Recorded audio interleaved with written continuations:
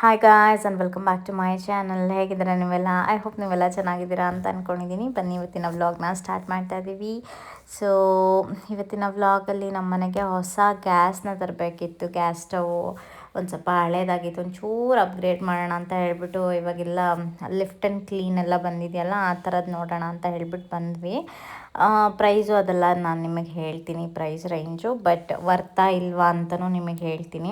So ಒಂದು ರಿವ್ಯೂನೂ ಆಗುತ್ತೆ, ಯಾರು ತೊಗೊತಿದ್ದೀರಾ, ಆಚೆಗಡೆ ನೀವು ಹೊಸದಾಗೆ ಅಪ್ಗ್ರೇಡ್ ಮಾಡಬೇಕಂತ ಅಂದ್ಕೊಂಡಿದ್ದೀರಾ, ನಿಮಗೆ ಈ ವಿಡಿಯೋ ಡೆಫಿನೆಟ್ಲಿ ಹೆಲ್ಪ್ ಆಗುತ್ತೆ. ಆ್ಯಂಡ್ ಒಂದು ಲಾಂಗ್ ವಿಡಿಯೋ ಆಗಿರುತ್ತೆ. ಸಬ್ಸ್ಕ್ರೈಬ್ ಮಾಡ್ಕೊಂಡಿಲ್ಲ ಬೇಗ ಸಬ್ಸ್ಕ್ರೈಬ್ ಮಾಡ್ಕೊಂಡು ನೋಡಿ ವಿಡಿಯೋಸು. ಪ್ಲೇಟ್ ಬರಲ್ಲ ಮೇಡಮ್ ನಿಮಗೆ. ಹಾಂ ಹಾಂ, ಇದಕ್ಕೆ ಎಕ್ಸ್ಟ್ರಾ ಪ್ಲೇಟ್ ಬರಲ್ಲ. ಓಕೆ, ಇದು ಮಾತ್ರ ಬರುತ್ತೆ. ಇದು ತುಕ್ಕಿಡಿಯುತ್ತೆ ಬಿಡಿ, ಅದು ಯೂಸ್ ಆಗಲ್ಲ. ಇದರಲ್ಲಿ ಕ್ಲೀನ್ ಮಾಡ್ಕೊಂಡು ಆಪ್ಷನ್ ಇದು ಉರ್ದು ತುಕ್ಕಿಡಿದು ಬರ್ತದೆ. ಇದಂದ್ರೆ ತೆಗಿಬೋದು, ಕ್ಲೀನ್ ಮಾಡ್ಕೋಬಹುದು. ಅಂದರೆ ಇದೆ ಬಿಕಾಸ್ ಈಗ ನಾನು ಅಬ್ಸರ್ವ್ ಮಾಡಿದ್ದೀನಿ ಈ ಮೆಟೀರಿಯಲ್ ಹೌದು, ಅದು ಕಬ್ಬಣ ಇದಾದ್ರೆ ನಿಮ್ಗೆ ಎಸ್ ಏನಾಗಲ್ಲ. ಲಾಂಗ್ ಟರ್ಮಲ್ಲಿ ಇದು ಹಿಂಗೆ ಮೇಲೆ ಎತ್ಬಿಟ್ಟು ತೋರಿಸಿ. ಅದೇ ಲಾಸ್ಟ್ ಟೈಮ್ ಥರನೇ ಇದು ಈ ಪಾರ್ಟಲ್ಲಿ ಆಗಿರೋದು. ಅದು ಉಕ್ಕಿರೋದು ಮೇಡಮ್, ಅದು ಉಕ್ಕಿ ಇರ್ತದಲ್ಲ, ಅದೋಗಲ್ಲೇ ಗಲೀಜ್ ಕುತ್ಕೊಂಡಿರುತ್ತೆ. ಎಣ್ಣೆ ಆಯಿಲ್ ಅದು ಎಲ್ಲದಕ್ಕೂ ಬರುತ್ತೆ. ಆ ಪಾರ್ಟ್ ಯಾವ ಗ್ಯಾಸ್ ಸ್ಟವ್ ತೊಗೊಂಡ್ರೆ ಆ ಪಾರ್ಟ್ ಇಲ್ಲ. ಇದ್ರಲ್ಲಿ ತುಂಬ ಈಸಿ ಮಾಡ್ಯಾರ ಸೊಮ್ಮು. ಇದು ಸ್ವಲ್ಪ ಸ್ಟ್ರೈಟ್ ಆ ಫಾರ್ವರ್ಡ್. ಪಾರ್ಟ್ ಇರಲ್ಲ, ಅದಕ್ಕೆ ಮೇಲ್ಗಡೆ ಇದೆಯಲ್ಲ ಅದು. ಒಂದೇನಂದರೆ ನಮ್ಮದು ಟೇಬಲ್ ಟಾಪ್ ಎಷ್ಟು ಹೈಟಲ್ಲಿದೆ? ಅದು ಏನು ಜಾಸ್ತಿ ಏನಿಲ್ಲ, ಅದು ನನ್ನ ಹೈಟಿಗೆ ಮಾಡಿಸಿರೋದಲ್ಲ, ಅದು ಕುಳ್ಳಗೆ ಇದೆ, ಏನಿಲ್ಲ. ಇವಾಗ ಇಟ್ಟರೆ ಅಷ್ಟೇ ಬರುತ್ತೆ. ಇದಿಟ್ಟು ಮ್ಯಾನೇಜ್ ಮಾಡ್ಬೋದಾ? ಮಾಡ್ಬೋದು, ಏನು ತೊಂದರೆ ಇಲ್ಲ. ಚೆನ್ನಾಗಿದೆ ಆ್ಯಕ್ಚುಲಿ.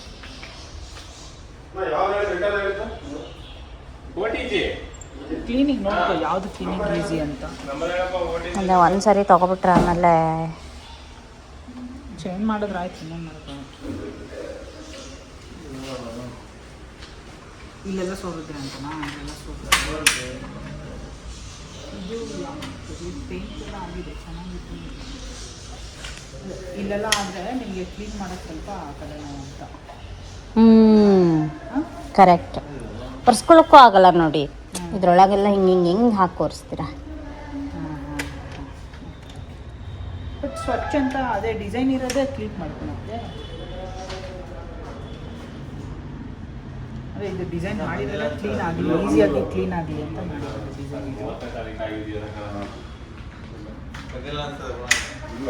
ನಾವು ಇಷ್ಟು ದಿನ ಯೂಸ್ ಮಾಡಿರೋದೆಲ್ಲ ವೆರಿ ಬೇಸಿಕ್ಕೇ. ಏನಕ್ಕೆ ನನಗೆ ಎಸ್ಪೆಷಲಿ ಕ್ಲೀನಿಂಗ್ ಮಾಡ್ಕೊಳ್ಳೋದಕ್ಕೆ ಈಸಿ ಆಗಬೇಕು. ನಾನು ತುಂಬ ಅಡ್ವಾನ್ಸ್ ಲೆವೆಲ್ದೆಲ್ಲ ನಾನು ಯೂಶ್ವಲಿ ಪ್ರಿಫರ್ ಮಾಡಲ್ಲ ಅಡುಗೆ ಮನೆಗೆ. ಯಾಕಂತ ಹೇಳಿದ್ರೆ ಅದೆಲ್ಲ ನೋಡೋಕ್ಕೆ ಚೆನ್ನಾಗಿರುತ್ತೆ ಅಷ್ಟೇ, ಬಟ್ ಕ್ಲೀನಿಂಗ್ ವೈಸ್ ಅಂತ ಬಂದರೆ ಅದನ್ನೆಲ್ಲ ತುಂಬ ಕಷ್ಟ. ಯಾಕಂದರೆ ಚಿಕ್ಕ ಸ್ಕ್ರೂ ಇರುತ್ತೆ, ಅದು ಇದು ಏನೇನೋ ಮಾಡಿರ್ತಾರೆ, ತುಂಬ ಇಂಟ್ರಿಕೇಟ್ ಒಂದು ಡಿಸೈನ್ ಮಾಡೆಲ್ ಇರುತ್ತೆ ಅದು. ಸೊ ಅದೆಲ್ಲ ಸಿಕ್ಕಾಬಟ್ಟೆ ನಾನು ಪ್ರಿಫರ್ ಮಾಡಲ್ಲ, ಕಷ್ಟ ಆಗುತ್ತೆ ಕ್ಲೀನಿಂಗಿಗೆ ಅಂತ ಹೇಳ್ಬಿಟ್ಟು. ಯಾಕಂದರೆ ನಾನು ನನ್ನ ಮದುವೆ ಆಗೋ ಹೊಸದ್ರಲ್ಲೆಲ್ಲ ಎಲ್ಲ ಥರದ್ದು ನಾನು ಯೂಸ್ ಮಾಡಿದ್ದೀನಿ. ಈ ಥರ ಆಟೋಮೆಟಿಕ್ಕಾಗೆ ರನ್ ಆಗುತ್ತಲ್ಲ, ಆ ಥರದ್ದು ಅದೆಲ್ಲ ನಾನು ಯೂಸ್ ಮಾಡಿದ್ದೀನಿ.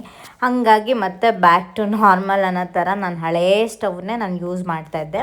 ಬಟ್ ಈಗ ಲಿಫ್ಟ್ ಆ್ಯಂಡ್ ಕ್ಲೀನ್ ಏನು ಬಂದಿದೆಯಲ್ಲ, ಅದು ಸ್ವಲ್ಪ ಚೆನ್ನಾಗಿದೆ ಅಂತ ಫೀಲ್ ಆಯಿತು. ಸೊ ಅದನ್ನು ಬೈ ಮಾಡಿದ್ವಿ. ಅದು ಒಂದು 2 ದಿವಸ ಆಗುತ್ತೆ ಬರೋಕ್ಕೆ. ಅವಾಗ ನಾನು ನಿಮಗೆ ತೋರಿಸ್ತೀನಿ. ಅಷ್ಟರಲ್ಲಿ ನಮಗೆ ಬೇರೆ ಕಡೆ ಇನ್ನೊಂಚೂರು ಕೆಲಸ ಇತ್ತು, ಅಲ್ಲಿಗೆ ಬಂದು ಕೆಲಸ ಮುಗಿಸ್ಕೊಂಡು ಇವಾಗ ಮರೋನಿ ಬಿಸ್ಟ್ರೋ ಅಂತ ಒಂದು ಕೆಫೆ, ಅಲ್ಲಿಗೆ ಊಟಕ್ಕೆ ಅಂತ ಬಂದಿದ್ದೀವಿ. ನಾನೊಂದು ಸ್ವಲ್ಪ ಸಲಾಡು ಅದು ಇದು ಏನೋ ತಿನ್ಕೊಳ್ಳೋಣ ಅಂತ. ಯಾಕಂದರೆ ಮಧ್ಯಾಹ್ನ ಆಗೋಗ್ಬಿಟ್ಟಿತ್ತು, 2 ಗಂಟೆ ಆಗೋಗಿತ್ತು. ಏನಾದ್ರು ತಿನ್ಕೊಳ್ಳೋಣ ಅಂತ ಹೇಳ್ಬಿಟ್ಟು ಬಂದ್ವಿ. ನಾನು ಸಲಾಡೆಲ್ಲ ತೊಗೊಂಡೆ. ಸೋಮನು ಏನೋ ಸೂಪು ಮತ್ತು ಆಮ್ಲೆಟ್ ಅದೇನೇನೋ ತೊಗೊಂಡ್ರು ಅವರೂ ಕೂಡ. ಸ್ಯಾಟರ್ಡೆ ಸಂಡೇ ಬಂತು ಅಂತಂದರೆ ನಾನು ನಿಮ್ಗೆ ಎಷ್ಟೋ ವಿಡಿಯೋದಲ್ಲಿ ಹೇಳಿದ್ದೀನಿ, ಎಲ್ಲರೂ ರೆಸ್ಟ್ ಮಾಡ್ತಾರೆ, ಬಟ್ ನಮ್ಮನೆಲ್ಲ ರೆಸ್ಟ್ ಇರಲ್ಲ. ಸ್ಯಾಟರ್ಡೆ ಸಂಡೇ ಬಂದರೆ ತುಂಬ ಓಡಾಡ್ತೀವಿ ನಾನು ಸೋಮು ಅಂತೂ.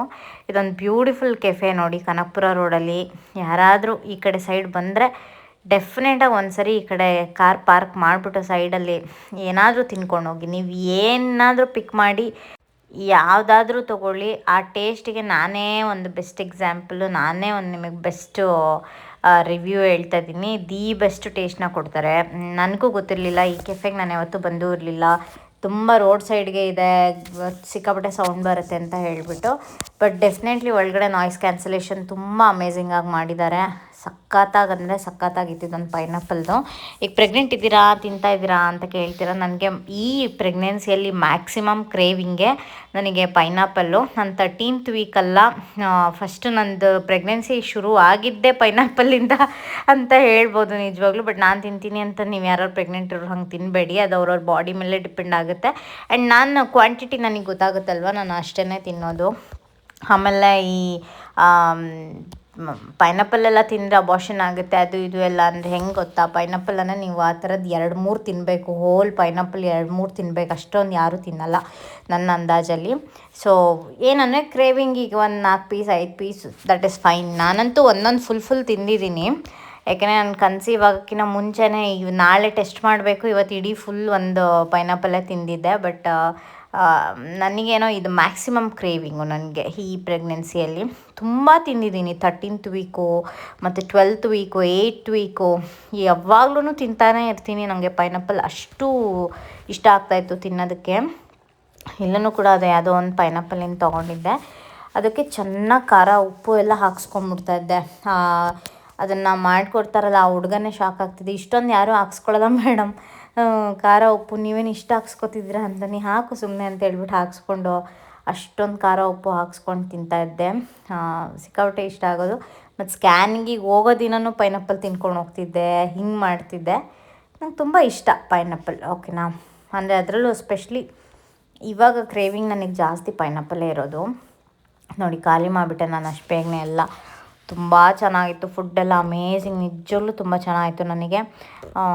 ಆಮೇಲೆ ಅಲ್ಲಿಂದ ನಾವು ಕ್ಯಾರೆಟ್ ಲೇನ್ಗೆ ಹೋದ್ವಿ.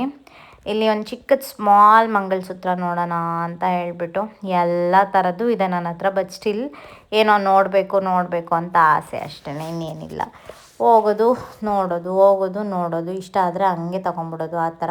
ಇದು ಬಂದು ತುಂಬ ಸ್ಟ್ರಾಂಗ್ ಇರುತ್ತೆ ನೋಡೋದಕ್ಕೆ. ನೋಡಿ ಈ ಥರ ಸಣ್ಣ ಇರುತ್ತೆ, ಬಟ್ ಇದು 14 ಕ್ಯಾರೆಟ್ ಅಲ್ಲಿ ಮಾಡೋದು ಇವರು ಕ್ಯಾರೆಟ್ ಲೀನಲ್ಲಿ, ಹಾಗಾಗಿ ಸ್ವಲ್ಪ ಸ್ಟ್ರಾಂಗ್ ಬರುತ್ತೆ. ಓಕೆ, ಸೊ ಚೆಂದ ಇದೆ ಇದಂತೂ. ಪುಟಾಣಿ ನಂಗೆ ಇಷ್ಟ ಆಯಿತು, ನೋಡೋಣ ಅಂತ ಅಂದ್ಕೊಂಡೆ. ಬಟ್ ಪ್ರೈಸು ತುಂಬ ಹೈ ಇತ್ತು. ಮತ್ತು ಅಲ್ಲಿ ಪೆಂಡೆಂಟಲ್ಲಿ ಅವರು ಇದನ್ನು ಯೂಸ್ ಮಾಡಿದ್ದಾರೆ, ಡೈಮಂಡ್ ಯೂಸ್ ಮಾಡಿದ್ದಾರೆ. ಡೈಮಂಡ್ ಬಂದು ನನ್ನ ರಾಶಿಗೆ ಆಗಿ ಬರಲ್ಲ. ನಾನು ಯಾವತ್ತೂ ನಂದು ಒಂದೇ ಒಂದು ಸಿಂಗಲ್ ಡೈಮಂಡು ಇಲ್ಲ ನನ್ನ ಹತ್ರ. ನನ್ನ ಕಲೆಕ್ಷನ್ ನಾನು ಮಾಡಬೇಕು ಅಂತಲೂ ನಾನು ತೊಗೊಂಡಿಲ್ಲ, ಬಿಕಾಸ್ ಅದು ನನ್ನ ರಾಶಿಗೆ ಆಗಿ ಬರಲ್ಲ, ಅದಕ್ಕೋಸ್ಕರ. ಬಟ್ ಇವರು ಎಲ್ಲ ರಾಶಿಗೂ ಸೂಟ್ ಆಗೋ ಥರ ಅದೆಷ್ಟೋ ಸೆಂಟ್ ಅಷ್ಟೇ ಯೂಸ್ ಮಾಡೋದಂತೆ. ನೋಡ್ಬೇಕು ಅದು ಏನಂತ ಕರೆಕ್ಟಾಗಿ ಚೆಕ್ ಮಾಡಿ ನಾನು ಒಂದ್ಸಲಿ ಆಮೇಲೆ ಬೈ ಮಾಡೋಣ ಅಂತ ಅಂದ್ಬಿಟ್ಟು ಸುಮ್ಮನೆ ಬಂದೆ. ಅಷ್ಟರಲ್ಲಿ 2 days ಆಯಿತು, ನಮ್ಮ ಮನೆಗೆ ಗ್ಯಾಸ್ ಸ್ಟವ್ ಬಂತು. ನೋಡಿ ಇದನ್ನೇ ನಾವು ತೊಗೊಂಡಿರೋದು. ಹೆವಿ ಗೇಜ್ ಇದೆ, ಬಟ್ ತುಂಬ ಚೆನ್ನಾಗಿದೆ.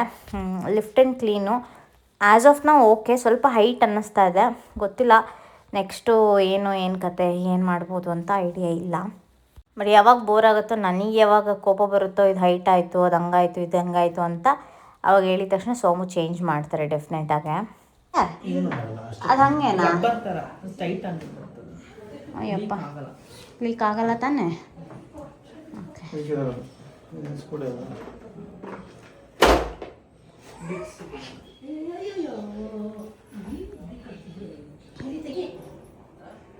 ಏಯ್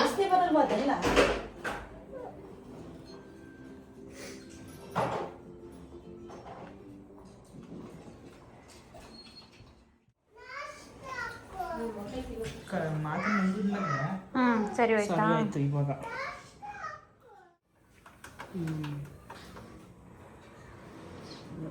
ಉರಿತಾ ಇದೆ ಇವಾಗ,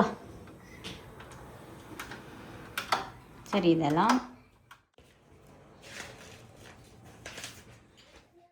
ನನ್ನ ಮಗಳಂತೂ ಎಷ್ಟು ಸ್ಟೈಲ್ ಮಾಡೋದು ಕಲ್ತಿದ್ದಾಳೆ ನೋಡಿ. ಎಲ್ಲ ಗೊತ್ತವಳಿಗೆ. ನೇಲ್ ಪೇಂಟ್ ಎಲ್ಲಿಗೆ ಹಚ್ಕೋಬೇಕು, ಕಾಜಲ್ ಎಲ್ಲಿಗೆ ಹಚ್ಕೋಬೇಕು, ನೇಲ್ ಪಾಲಿಶ್ ಅಲ್ಲ ಐಲೈನರ್ ಎಲ್ಲಿಗೆ ಹಾಕ್ಕೋಬೇಕು, ಐ ಶ್ಯಾಡೋ ಪ್ಯಾಲೆಟು ಹೇಗೆ ಯೂಸ್ ಮಾಡಬೇಕು, ಬ್ಲಷ್ ಎಲ್ಲಿ ಹಾಕಬೇಕು, ಲಿಪ್ಸ್ಟಿಕ್ ಎಲ್ಲಿ ಹಾಕಬೇಕು, ಎಲ್ಲ ಗೊತ್ತಾಗ್ಬಿಟ್ಟಿದೆ ಅವಳಿಗೆ ಈಗ. ಅಷ್ಟೊಂದು ದೊಡ್ಡ ಹುಡುಗಿ ಆಗಿಬಿಟ್ಟಿದ್ದಾಳೆ ನಮ್ಮ ತಕ್ಷವಿ ಈಗ. ಸೊ ನೆಕ್ಸ್ಟ್ ಸೋಮು ಒಂದು ಬಾಯ್ಸ್ ಟ್ರಿಪ್ ಆದಮೇಲೆ ಮತ್ತೆ ತಿರ್ಗಾ ಇನ್ನೂ ಒಂದು 2 days ಗ್ಯಾಪ್ ತೊಗೊಂಡ್ಬಿಟ್ಟು ಕಿರಣ್ಗೋಸ್ಕರ ಒಂದು ಟ್ರಿಪ್ನ ಆರ್ಗನೈಸ್ ಮಾಡಿದ್ರು. ಬಿಕಾಸ್ ಅವತ್ತು ಕಿರಣ್ ಆಬ್ಸೆಂಟು, ಅವ್ನಿಗೇನೋ ಇಂಪಾರ್ಟೆಂಟ್ ಕೆಲಸ ಇತ್ತು ಅಂತ ಹೇಳ್ಬಿಟ್ಟು ಕ್ಯಾನ್ಸಲ್ ಮಾಡಿದ ಟ್ರಿಪ್ನ. ಹಾಗಾಗಿ ಅವನಿಗೋಸ್ಕರ ಅಂತಲೇ ಹೇಳ್ಬಿಟ್ಟು ಇನ್ನೊಂದು ಸಲ ಅದೇ ಮಲ್ಪೆ ಬೀಚ್ಗೆ ಟ್ರಿಪ್ಪು ಅರೇಂಜ್ ಮಾಡಿದ್ರು ಸೋಮು. ಕಿರಣ್ ಬಂದಿರಲಿಲ್ಲ ಈ ಸರಿ, ಕರ್ಕೊಂಡು ಹೋಗಲೇಬೇಕು ಅವ್ರನ್ನ ಅಂತ ಹೇಳಿಬಿಟ್ಟು. ಹಿಂಗೆ ಇವರು ಸಡನ್ ರಜಾ ಇದ್ದಾಗ ಹಿಂಗೆ ಸಡನ್ ಪ್ಲ್ಯಾನ್ ಮಾಡಿಬಿಟ್ಟು ಹೋಗ್ಬಿಡೋದು. ಇವಾಗೆಲ್ಲ ಪೂಜೆ ಮಾಡ್ಕೊಂಡು ಹೊರಡ್ತಾ ಇದ್ದಾರೆ.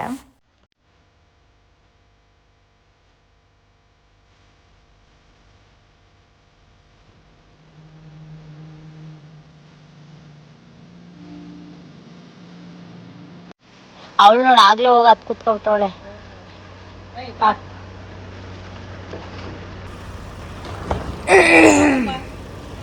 ಇರ್ಲಿ ಬಿಡು.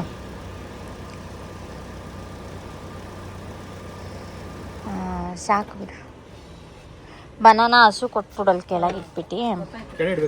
ಹಾಂ, ಇಲ್ಲಿ ಪ್ಲೇಟ್ ಸಮೇತ ಇಡು. ಹಾಂ, ಪ್ಲೇಟ್ ಸಮೇತನೇ ಇಟ್ಬಿಟ್ಟು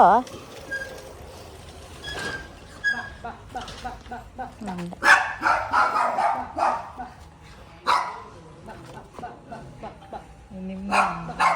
ಕೇಳಿ ಪಿಲ್ಲೋನ ಅಂತ ಹೇಳಿ, ಪಿಲ್ಲೋನ.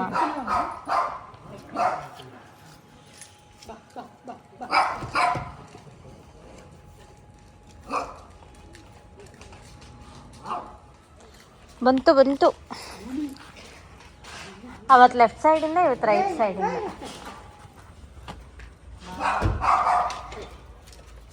ಯಾರು ಬಾ ಅಂತ ಕರೀತಾರೋ ಅವ್ರ ಹತ್ರ ಹೋಗುತ್ತೆ. ಅಲ್ಲೋಡಲ್ಲಿ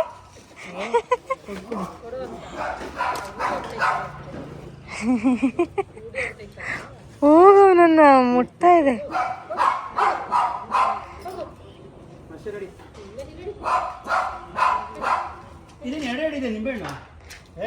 ಎಳ್ಡೆ ಖಾಲಿ.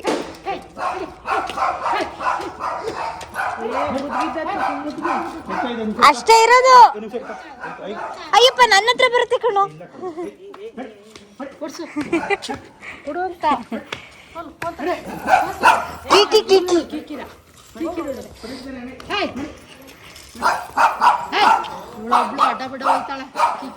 ಹೊಡಿಯುತ್ತೆ.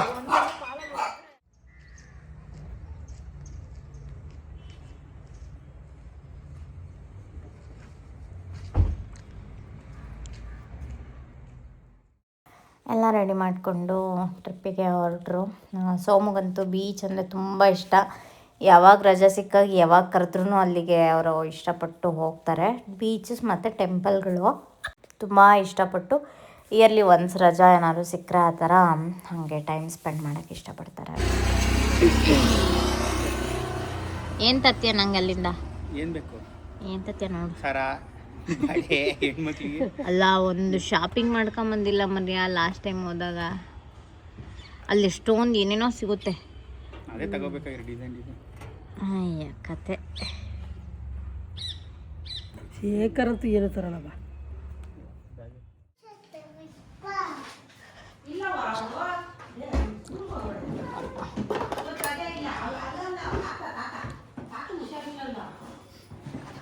ಬಾ ಈ ಕಡೆ ಜರುಗಿಸು. ಏನಿದೆ ನೋಡೋಣ, ಚೆಕ್ ಮಾಡೋಣ.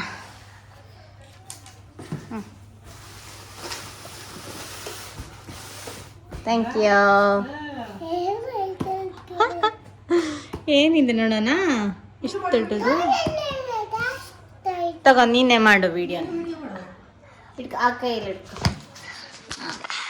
ನಂದು ಮಾಡು, ನಂದು ಇದ್ರದ್ದು ಎರಡರದ್ದು ಮಾಡತ್ತಾ. ದೂರ ಹೋಗು, ಫುಲ್ಲು ಕವರ್ ಆಗುತ್ತೆ.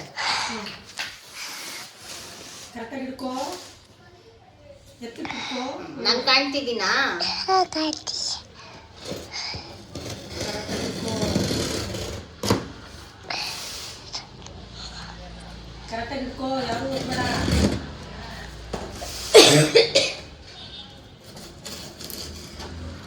ಕಾಣ್ತಿದ್ದೀನಾ? ನನ್ನ ಮಾಡು.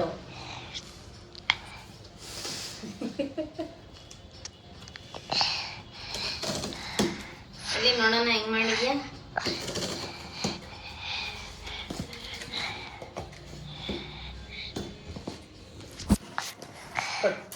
ನೋಡ್ತೀನಿ.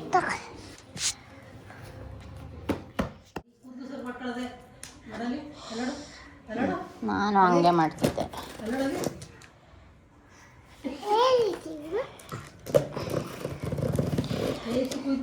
ನೀನೇ ಓಪನ್ ಮಾಡು. ಕೈ ತೆಗಿ.